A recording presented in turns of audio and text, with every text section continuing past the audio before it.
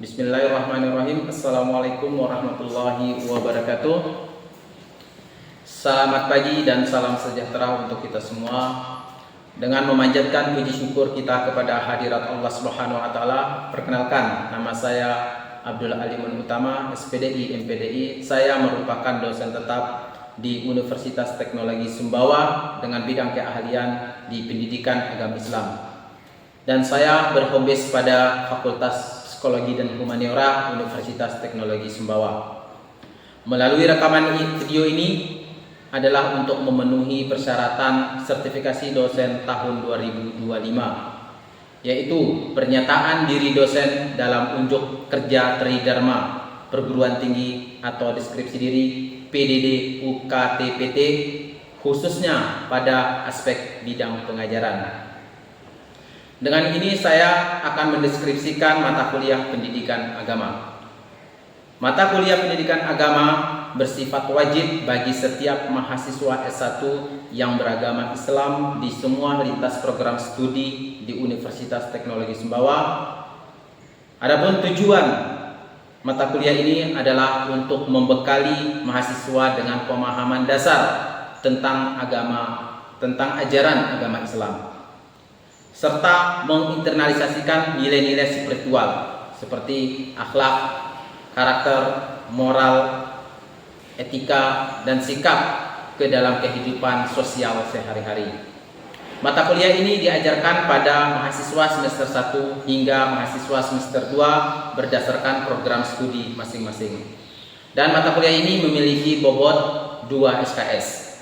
Adapun bahan kajian yang disampaikan melalui mata kuliah pendidikan agama ini adalah memahami tentang makna manusia, agama, dan Islam. Yang kedua, iman dan ketakwaan.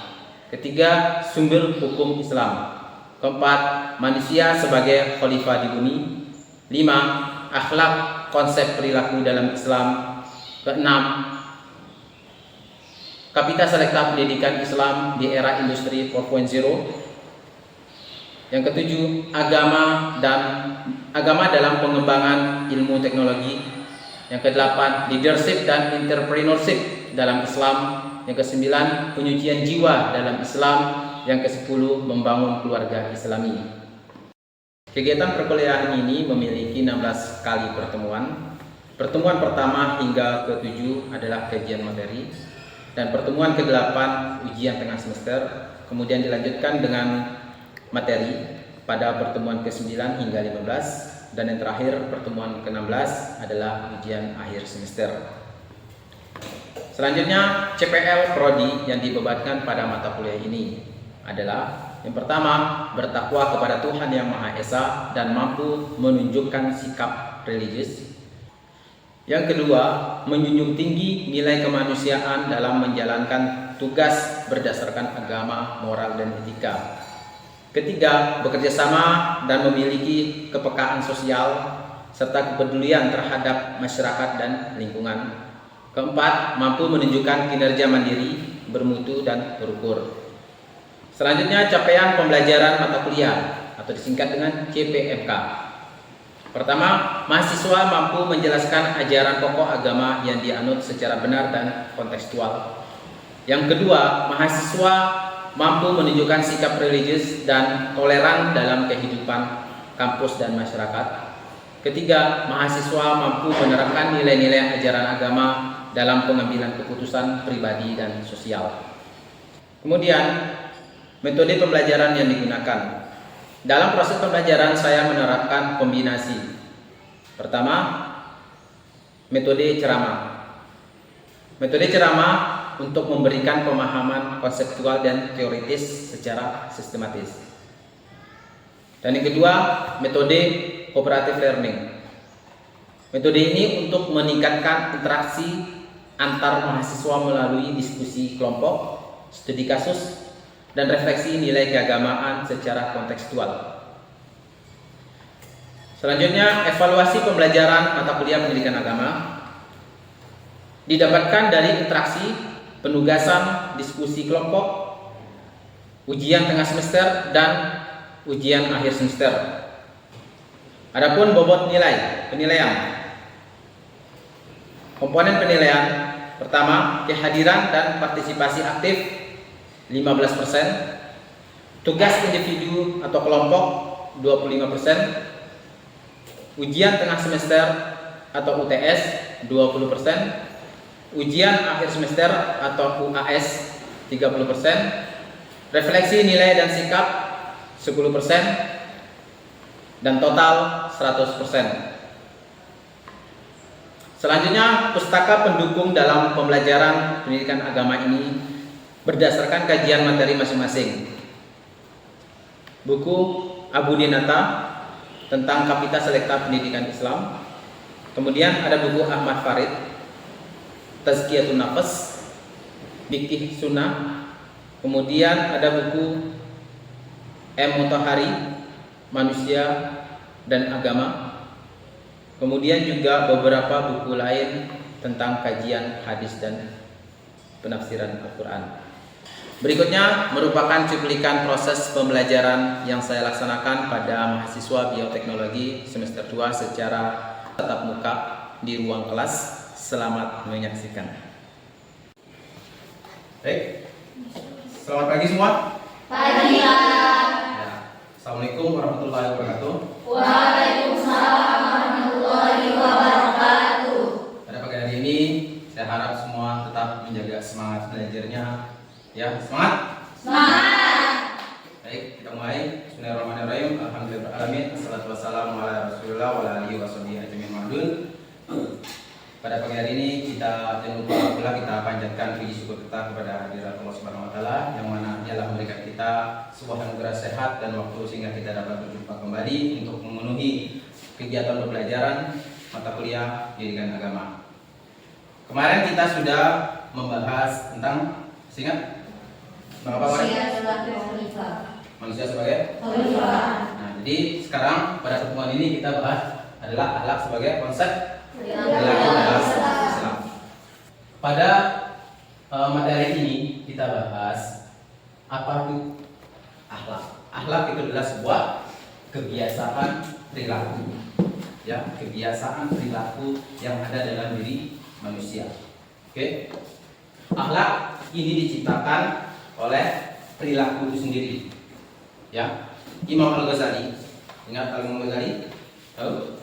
Ya, beliau seorang imam besar. Nah, beliau mengatakan akhlak itu adalah sesuatu sifat yang tertanam dalam jiwa, ya, dalam jiwa daripada timbul perbuatan-perbuatan baik maupun buruk. Nah, dan itu memerlukan sebuah pertimbangan. Kemudian akhlak itu memiliki karakteristik, ya, perbuatan. Di situ ada 5. Ya. Yang pertama, tertanam dalam jiwa. Nah, tertanam dalam jiwa menjadi kepribadian atau menjadi kepribadiannya seseorang. Ya, akhlak yang baik, ya, semuanya. Akhlak yang baik akan tercermin dalam perbuatan sehari-hari, ya, membentuk citra diri yang positif maupun negatif. Kemudian selanjutnya timbul dari dalam seseorang. Nah, timbul dari dalam seseorang, ya, tanpa ada namanya paksaan. Nah, kemudian selanjutnya ada dilakukan spontan tanpa pertimbangan. Nah, tanpa perlu pemikiran atau pertimbangan yang berlebihan. Ini menunjukkan bahwa perbuatan tersebut sudah menjadi bagian dari kebiasaan, ya, kebiasaan atau kepribadian seseorang. Paham sini? Paham. Baik, selanjutnya yang kelima, ya, dilakukan sungguh-sungguh dan ikhlas. Dilakukan sungguh-sungguh dan ikhlas. Ini terdorong dari hati yang tulus, bukan karena ingin dipuji, karena atau ingin diharapkan imbalannya dari orang lain, atau ingin didengar, atau dalam masalahnya ingin sum'ah, ya, atau ingin riya, ingin dilihat dan dipuji, ya. Tapi maka dari itu dia benar-benar dilakukan sungguh-sungguh dengan ikhlas. Kemudian selanjutnya apa? Kelima. Buah dari iman. Nah, jadi akhlak itu ya buah dari iman, terkait dengan keimanan diri kita.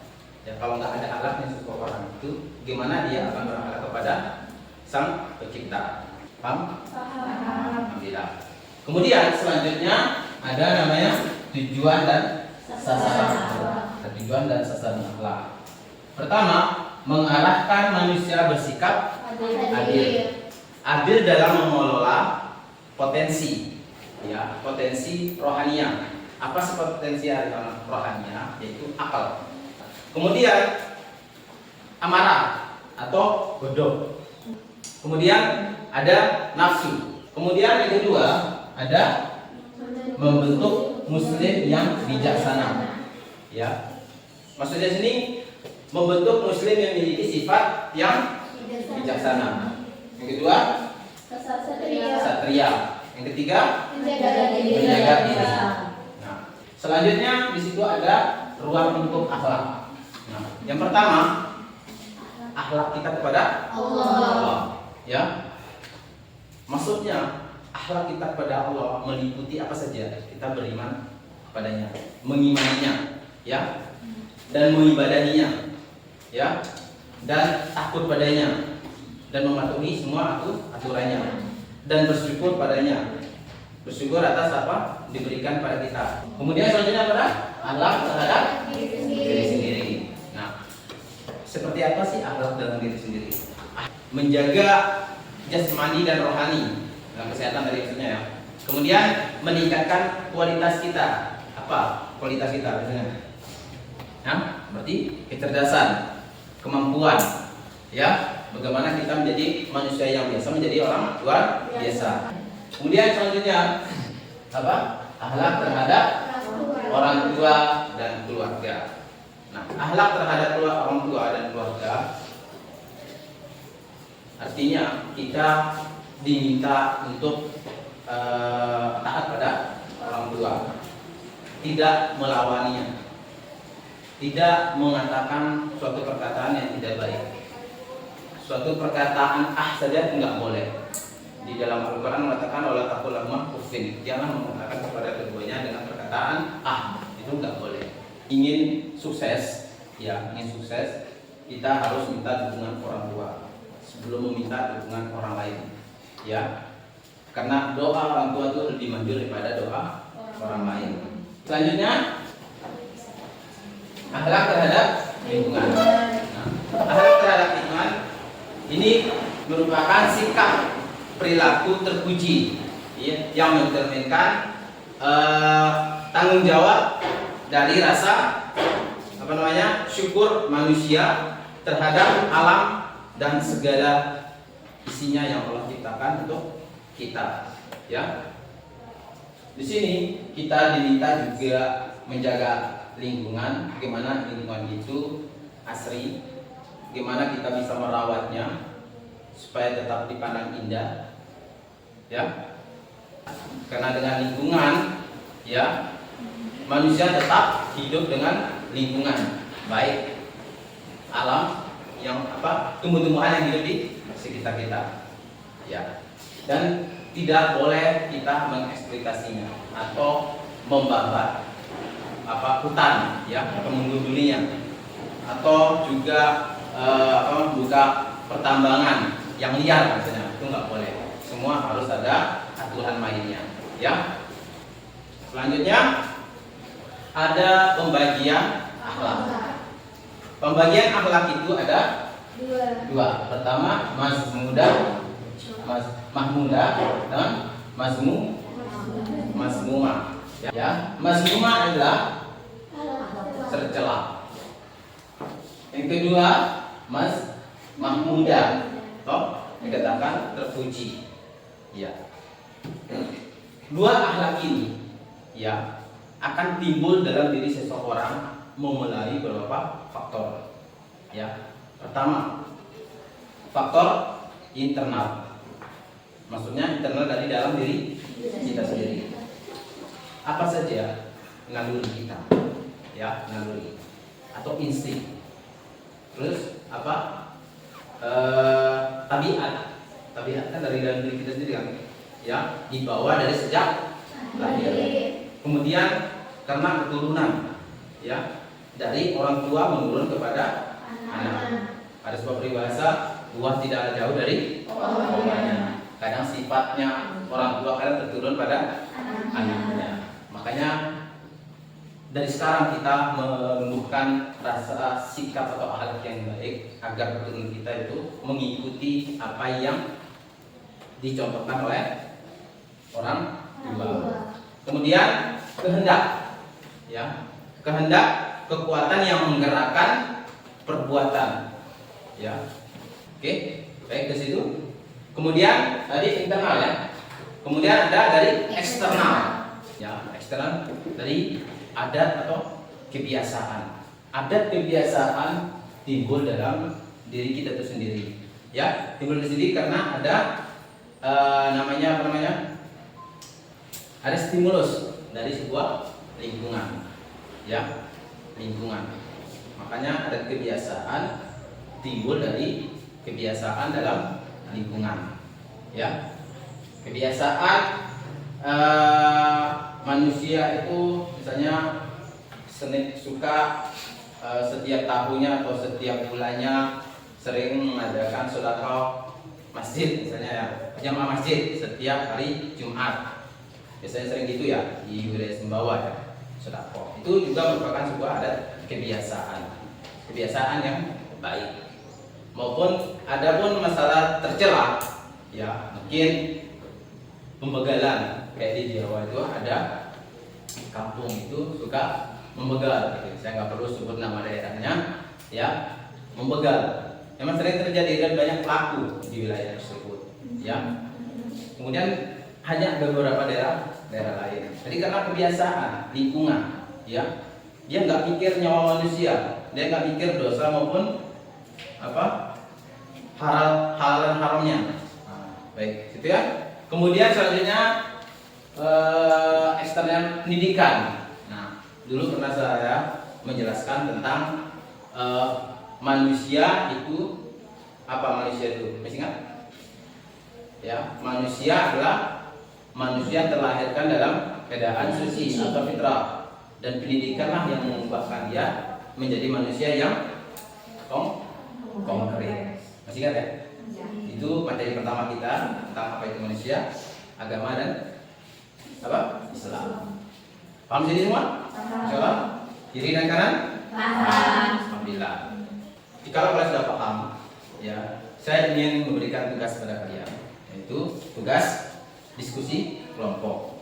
Nah, mungkin kalian saya minta, ya, memahami tentang akhlak mazmumah maupun mahmudah, ya. Kalian diskusikan, referensikan, ya, melalui mungkin ada yang bawa buku atau ada yang bawa apa, laptop untuk akses internet, ya, memahami apa sih itu mazmumah dan apa itu mahmudah.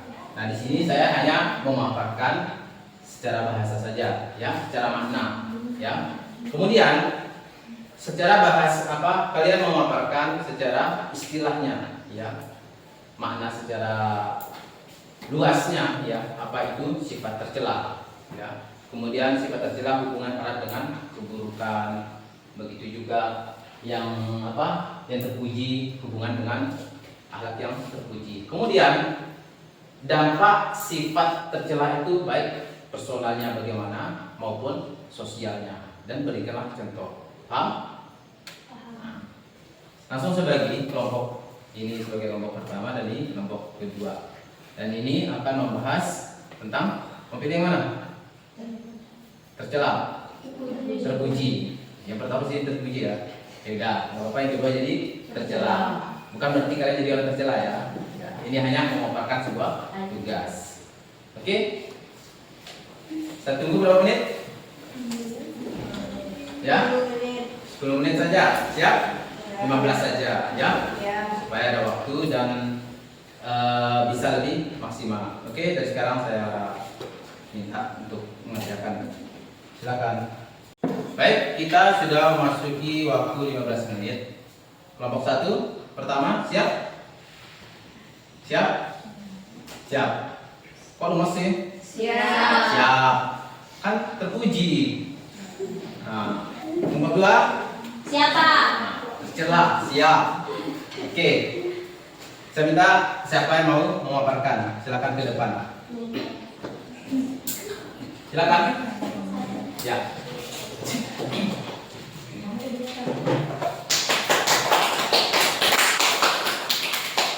Assalamualaikum warahmatullahi wabarakatuh. Waalaikumsalam warahmatullahi wabarakatuh.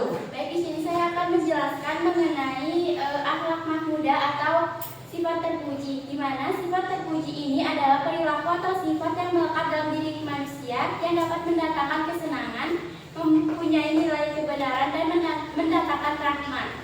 Sifat terpuji ini berhubungan dengan kebaikan, yaitu sesuatu yang berhubungan dengan luhur, martabat, serta menyenangkan dan disukai oleh banyak orang. Nah, dampak sifat terpuji ini ada 2. Yang pertama, personal dan sosial, di mana personalnya itu mendapatkan keridhaan dari Allah. Dia juga positive thinking, dan dampak dari sosialnya itu terciptanya ketentraman yang baik di publik, serta kokohnya persatuan dan kesatuan. Ada pula contohnya itu seperti rasa ikhlas atau menolong tanpa pamrih. Yang kedua ada tawadu, artinya rendah hati terhadap manusia. Yang ketiga ada tadaru, artinya rendah hati terhadap Allah. Yang keempat ada al-afu, yang artinya pemaaf. Kelima ada saburu, yang artinya sabar. Keenam tawakal, yang artinya menyerahkan diri kepada Allah dengan segala sesuatu kepadanya. Yang ketujuh ada saja'ah, yang artinya berani. Dan kedelapan amanah, yang artinya dapat dipercaya. Di mana contoh-contoh tersebut sudah dipaparkan dalam Al-Quran. Terima kasih. Baik. Ada yang mau ditanyakan? Paham ya? Insya Allah. Paham. Oke, silakan duduk dan dilanjutkan. Assalamualaikum warahmatullahi wabarakatuh. Waalaikumsalam. Waalaikumsalam. Dan dilanjutkan oleh kelompok kedua tentang akhlak terpuji. Tercela ya. Mas Muma, silakan Salwa untuk mempresentasikan dari hasil diskusinya. Bisa maju dikit supaya temannya lebih mudah mendengar. Baik, Assalamualaikum warahmatullahi wabarakatuh. Waalaikumsalam warahmatullahi wabarakatuh. Di sini saya akan melanjutkan penjelasan mengenai pembagian akhlak yang kedua, yaitu mazmuman atau sifat tercela. Yang dimana dimulai dari maknanya, sifat tercela adalah perilaku atau sifat yang melekat dalam diri manusia yang tidak baik, tidak seharusnya, tak sempurna kualitasnya atau bernilai buruk. Dan sifat tercela juga berhubungan erat dengan keburukan, yaitu sesuatu yang tidak bermoral, tidak menyenangkan, bertentangan dengan norma-norma yang ada. Dan adapun dampak dari sifat tercela sendiri yaitu ada 2, yang dimana bagian pertama secara personal ada beberapa poin, dimulai dari yang pertama yaitu terrealisasi dalam kehidupan, yang kedua menderita lahir dan batin, yang ketiga negative thinking, yang keempat skill personality atau kepribadian ganda.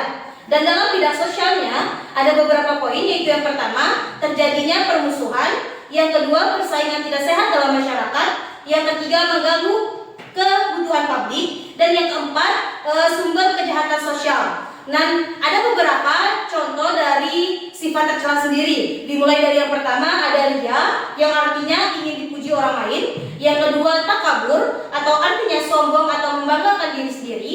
Yang ketiga hianat, artinya ikat janji. Yang keempat isrof, artinya berlebih-lebihan. Yang kelima jubun, artinya pengecut. Yang keenam al-bukhli, artinya kikir. Dan yang ketujuh tamak atau artinya rakus. Begitu saja penjelasan dari akhlak mazmumah atau sifat tercela. Baik, luar biasa teman. Luar biasa. Mungkin ada teman mau dipertanyakan? Tidak ada. Sangat lugas, jelas ya. Baik. Untuk saudara Salwa, silakan kembali ke duduknya. Terima kasih atas penjelasannya yang sangat baik. Terima kasih. Wassalamualaikum warahmatullahi wabarakatuh. Waalaikumsalam warahmatullahi wabarakatuh. Baik, setelah kita menyelesaikan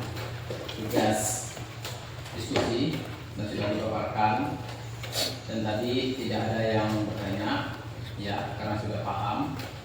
Baik, mungkin ada yang mau ingin tanyakan ke saya mungkin secara langsung ya, silahkan ada yang mau tanyakan. Baik, dari Salwa untuk memberikan pertanyaannya. Baik, terima kasih Pak. Nah, di sini saya ingin menanyakan sedikit mengenai kan banyak orang-orang menjelaskan atau penjelasan-penjelasan itu Pak yang saya ketahui sering membedakan antara penjelasan dari karakter, dari akhlak, moral, etika maupun sikap sendiri Pak. Nah, tapi di sini apa yang membedakan antara penjelasan karakter ini, akhlak, moral, etika maupun sikap? Sedangkan dalam penjelasan akhlak sendiri, beberapa hal yang telah saya sebutkan ini mencakup dalam akhlak juga Pak. Tetapi apa yang membedakan antara beberapa hal ini Pak? Ini saja pertanyaannya. Terima kasih. Ada yang lain mau tanyakan? Ada? Cukup satu saja. Baik, pertanyaannya sangat bagus. Ya memang dari beberapa kata-kata tadi, maupun akhlak, karakter, moral, etika dan sikap, ini suatu kata memiliki kesamaan sehingga kita kadang bingung ya membedainya. Nah, jadi tentu semua ada beda. Akhlak itu sendiri adalah sebuah kebiasaan ya, atau ada kebiasaan budi pekerti kelakuan ya. Kemudian karakter itu adalah sifat ya, sifat kejiwaan atau akhlak atau pekerti. Dia lebih ke sifat. Kamu punya karakter baik enggak? Misalnya contohnya seseorang bersifat jujur ya, jujur terhadap diri sendiri maupun terhadap diri orang lain. Nah, kemudian moral tadi masuk ya? Moral itu tentang baik maupun atau buruk mengenai sebuah perbuatan seseorang. Ya, itu perbedaannya. Adapun contohnya, ya, moral menghormati orang tua, menghormati orang lain, ya, itu contohnya. Misalnya kemudian tidak mencuri, tidak korupsi. Jadilah pemerintah yang bermoral baik. Artinya jadi pemerintah yang tidak korupsi. Kemudian selanjutnya etika. Etika adalah apa yang baik dan apa yang buruk, ya, tentang hak dan kewajiban seseorang. Nah, jadi contohnya etika, misalnya etika seseorang menjaga rahasia atau aib temannya, ya. Jadi dia punya etika dalam menjaga aib temannya, menjaga aib saudaranya, menjaga aib keluarganya. Etika dia juga tidak membicarakan aib orang lain dan tidak duduk untuk membicarakan orang lain yang dikatakan musik. Nah, kita harus punya etika pada orang lain. Nah, ingat kata Nabi itu, barang siapa yang menjaga aib temannya, saudaranya, maka Allah pun akan menjaga aibnya dia sendiri. Maksudnya? Kemudian terakhir apa? Sikap ya. Nah, sikap itu kecenderungan merespon sesuatu yang positif maupun negatif yang dapat mempengaruhi perilaku seseorang. Saya kira ini hadir semua ya, nggak ada yang absen atau alfa. Nanti saya langsung klik sendiri di absensi. Nah, saya kira sampai sini kegiatan pembelajaran kita, karena kita sudah masuk waktu dan mungkin kalian akan berlanjut pada mata kuliah selanjutnya, ya. Kurang lebih mohon maaf, semoga ini akan berlandasan pada amal perbuatan kita, ya, untuk sehari-hari. Kita tutup kegiatan pelajaran kita pada pagi hari ini dengan sama-sama melepaskan alhamdulillah. Alhamdulillah. Kalau tidak, sudah ditangkap, pasti berbuat